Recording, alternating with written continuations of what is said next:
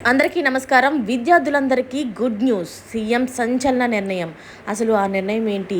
ఈ విద్యార్థులకి ఆ గుడ్ న్యూస్ ఏంటి? నిజంగా సీఎం గారు తీసుకున్న నిర్ణయం అయితే చూస్తే మీరు విన్నాక నిజంగా ఇది విద్యార్థులకు గుడ్ న్యూస్ అనే చెప్తారు. అది ఏంటి అనేది పూర్తి వివరాలు తెలుసుకునే ముందు వీడియోని అయితే పూర్తిగా చూసి సబ్స్క్రైబ్ చేసుకోవడం మర్చిపోకండి.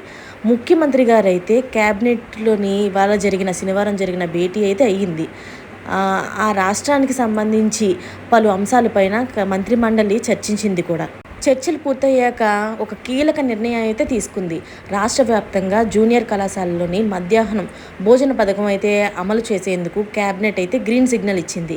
పాఠశాలలతో పాటుగా జూనియర్ కళాశాలలో కూడా విద్యార్థులకి ఉదయం అల్పాహారం, పాలు అందించాలని మంత్రిమండలి అయితే నిర్ణయించుకుంది. 2027 గోదావరి పుష్కరాల పనులకు 1000 కోట్ల రూపాయలు కేటాయిస్తూ క్యాబినెట్ అయితే ఆమోదం తెలిపింది. తొలి విడతగా అయితే 300 కోట్లను మంజూరు చేసి గ్రీన్ సిగ్నల్ ఇచ్చింది.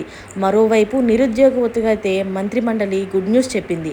కరీంనగర్ జిల్లా గంగాధర్లోని డిగ్రీ కళాశాలలో నియామకాలకు పచ్చ జెండా అయితే ఊపింది. 20 రెగ్యులర్ టీచర్ పోస్టింగ్లకు, అలాగే 6 నాన్ టీచింగ్ పోస్టింగ్లకు అవుట్ సోర్సింగ్ పద్ధతిన మరో 3 పోస్టుల మంజూరుకు ఆమోదం అయితే తెలిపింది.